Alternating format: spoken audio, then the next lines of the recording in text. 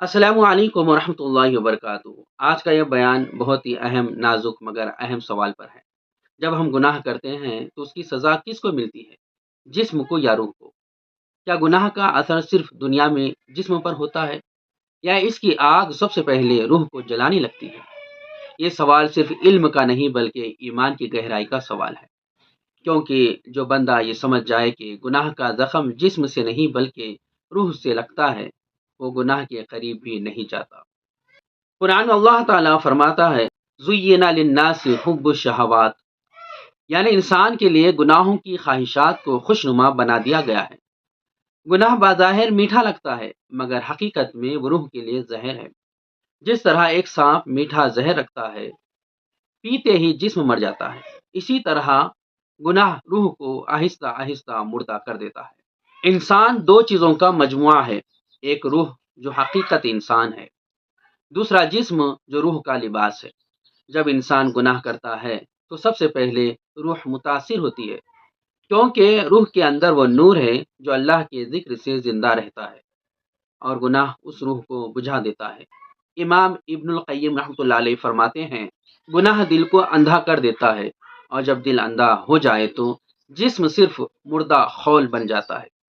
مثال کے طور پر سوچیں، اگر کوئی بندہ مسلسل گناہوں میں ڈوبا رہے، جھوٹ، غیبت، فحاشی، نماز میں غفلت، تو ایک دن آتا ہے کہ اسے نیکی کی لذت محسوس نہیں ہوتی، نماز بوجھ لگنے لگتی ہے، قرآن کی تلاوت بے معنی لگتی ہے، اور آنکھوں میں حیا مر جاتی ہے۔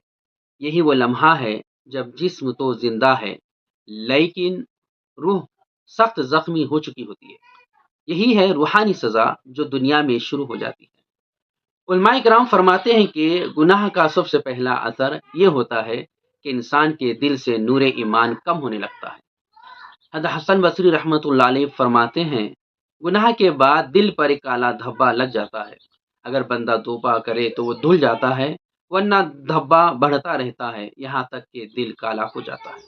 یہی وہ کیفیت ہے جسے قرآن میں کہا گیا، کلا بل رانا علی قلوبہم ما کانوا یکسبون، یعنی ان کے دلوں پر ان کے گناہوں کا زنگ چڑھ گیا ہے۔ اب سوال یہ پیدا ہوتا ہے کہ اگر روح گناہ سے متاثر ہوتی ہے تو جسم پر اثر کیوں آتا ہے؟ تو اہل سنت کے عقیدے کے مطابق جب روح کمزور ہوتی ہے تو جسم پر بھی برکت اٹھ جاتی ہے۔ بیماریاں، بے چینی، پریشانی، دل کا بوجھ، یہ سب روح کی کمزوری کی علامت ہے۔ حضرت سفیان ثوری رحمۃ اللہ علیہ فرماتے ہیں، جب بندہ گناہ کرتا ہے تو اس کی روح رو لیتی ہے، اور جب وہ گناہ پر ڈٹا رہتا ہے تو اس کی روح چیخنا چھوڑ دیتی ہے۔ دوستو، یہ مت سمجھو کہ روح کا عذاب صرف قبر میں شروع ہوتا ہے۔ روح کی سزا دنیا ہی میں شروع ہو جاتی ہے۔ کیسے؟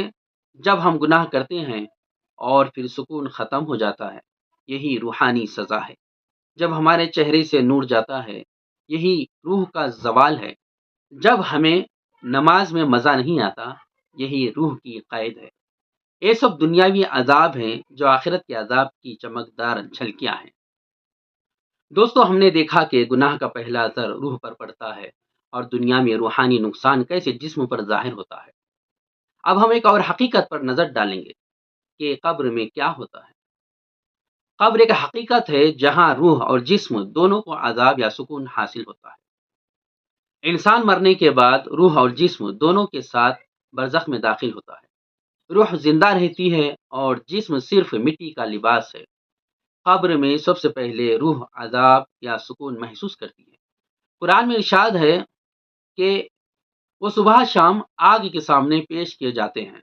یہ آیت نہ صرف قیامت بلکہ قبر کے ابتدائی عذاب کی طرف بھی اشارہ کرتی ہے۔ روح کو اس وقت محسوس ہوتا ہے، جسم مٹی میں ہونے کے باوجود درد کی ترسیل روح کے ذریعے محسوس ہوتی ہے۔ نبی اکرم صلی اللہ علیہ وسلم نے فرمایا، قبر میں مومن کے لیے قبر کشادہ کر دی جاتی ہے، اور کافر کے لیے تنگ کر دی جاتی ہے، اور اسے عذاب ہوتا ہے۔ مومن کی روح کو آرام و سکون ملتا ہے، گنہگار کی روح تکلیف محسوس کرتی ہے، اور جسم کی نعمتیں محدود ہو جاتی ہیں۔ قبر میں عذاب کا احساس روح محسوس کرتی ہے، اور جسم صرف اس کا ذریعہ ہے۔ حضرت ابن قیم رحمۃ اللہ علیہ فرماتے ہیں، روح اور جسم برزخ میں ایسے جڑے ہیں کہ جب جسم پر عذاب آتا ہے تو روح اسے محسوس کرتی ہے، اور جب روح عذاب میں ہوتی ہے تو جسم کی حالت بھی متاثر ہوتی ہے۔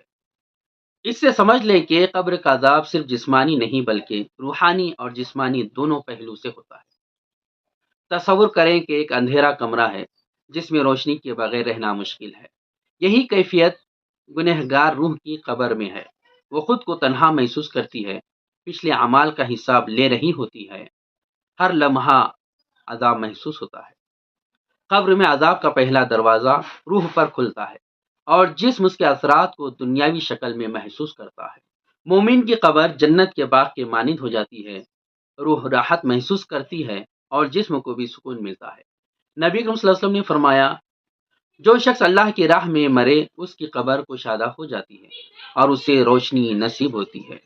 یہاں پھر ہم دیکھتے ہیں کہ روح پہلے سکون محسوس کرتی ہے اور جسم بعد میں۔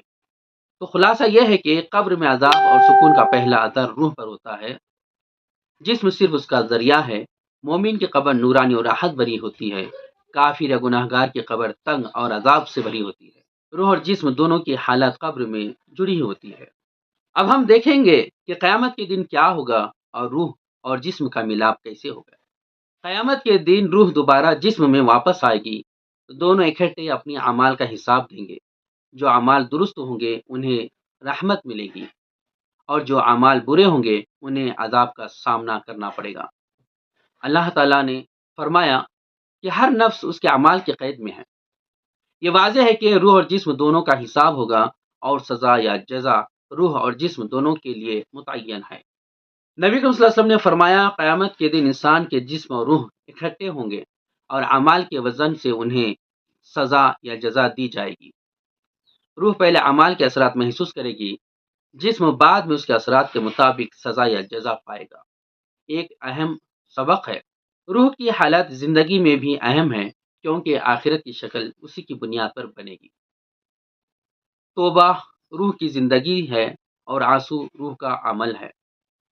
دوستو، توبہ کے ذریعے روح کے زنگ کو صاف کیا جا سکتا ہے، دل میں نور دوبارہ پیدا ہوتا ہے، قبر و قیامت میں عذاب سے بچاؤ ممکن ہے۔ قرآن میں ارشاد ہے، ان اللہ یحب التوابین ویحب المتطہرین۔ اللہ توبہ کرنے والوں اور پاکیزہ دل والوں کو پسند کرتا ہے۔ دوستو، روح کو محفوظ کرنے کے لیے یہ عمل بہت ضروری ہے۔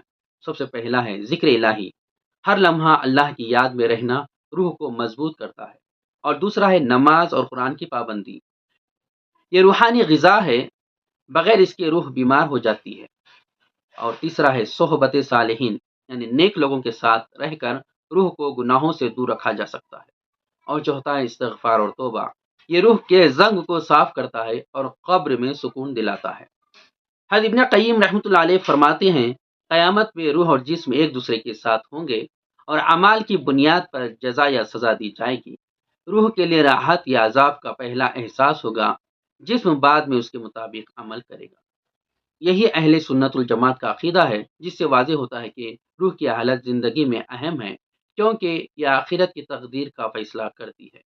ہم آخر میں دعا کرتے ہیں کہ اے اللہ، ہماری روحوں کو گناہوں کے زہر سے محفوظ رکھ، ہمارے دلوں کو تیری یاد سے روشن کر اور ہمیں قبر اور قیامت میں سکون عطا فرما۔